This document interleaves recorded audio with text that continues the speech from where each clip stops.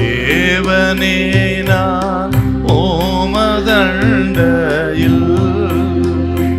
இன்னும் நெருங்கி சேர்வதே என் ஆவல் பூமியில். லூக்கா 13:11. அப்பொழுது 18 வருஷமாய் பலவீனப்படுத்தும் ஆவியை கொண்ட ஒரு ஸ்திரீ அங்கே இருந்தாள். அவள் எவ்வளவும் நிமிரக்கூடாத கூனியாய் இருந்தாள். இந்த ஸ்திரீயின் வியாதி 18 வருஷம் பலவீனப்படுத்தும் ஒரு ஆவியை உடையவள். இவள் ஆபிரகாமின் குமாரத்தி தான்.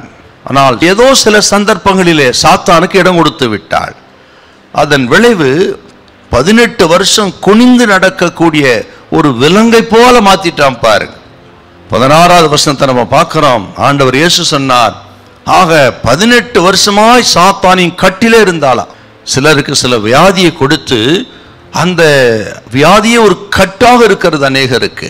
சாத்தான் கெடுக்கிறவன், கட்டுகிறவன், விலங்கை போல மாற்றி விடுகிறவன். இயேசுவோ அந்த பொல்லாத கட்டிலிருந்து விடுதலையாக்கி மனிதர்களை வாழ வைக்கிறவர் இயேசு. இவளுடைய அந்த வியாதியுடைய நிலைமை எத்தனை கொடூரம் பாருங்க. 18 வருஷம் கூனி என்று சொன்னால் சுயமாக எதையும் செய்ய முடியாது.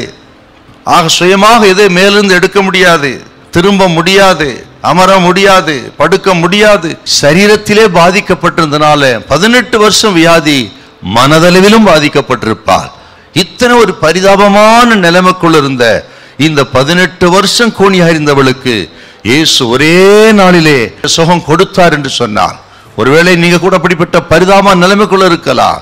அடுத்தவருக்கு ஐயோ நான் பாரமா இருக்கிறேன், என் வியாதி விலகணும், என் வீட்டாருக்கு அடுத்தவர்களுக்கு பாரமா இருக்கு என்று கலங்கி நீங்கள் அமர்ந்திருக்கலாம். இன்றைக்கு மனதளவிலே பாதிக்கப்பட்டிருக்கலாம், சரீரத்திலே பாதிக்கப்பட்டிருக்கலாம். ஆக வைத்தியம் பார்த்து குணமாகாமல், ஒருவராலும் குணமாக்க கூடாமல் இன்றைக்கு நம்பிக்கையற்ற நிலைமையில் இருக்கலாம். இதை கேட்கிறவங்களுக்கு ஆண்டவர் சொல்லுகிறார், இயேசு அந்த ஸ்திரீக்கு அற்புதமான சுகத்தை உடனே கொடுத்தது போல இது விசுவாசித்தால், நம்பினால், ஜெபித்தால் உங்களுக்கு அந்த அற்புதத்தை செய்ய எம்பெருமான் இயேசு வல்லவர். உங்களையும் பாவத்திலிருந்து, அக்கிரமத்திலிருந்து, அநியாயத்திலிருந்து, ரகசிய பாவத்திலிருந்து, அந்தரங்க பாவத்திலிருந்து விடுதலையாக்கூட ஒரே ஒரு சக்தி உண்டானால் இந்த உலகத்துல மனுஷனின் பாவத்தை சுமந்து தீர்க்க வெளிப்பட்ட இயேசு ஒருவரே. இந்த நாளிலே இயேசுவின் ரத்தம் உங்களை கழுவி சுத்தம் பண்ணி உங்களை நீதிமானாக்கி விடுதலையாக்க வல்லதா இருக்குது. விசுவாசிக்கிற உங்களுக்கு அந்த அற்புதம் நடக்கும். ஹல்லேலூயா, ஹல்லேலூயா.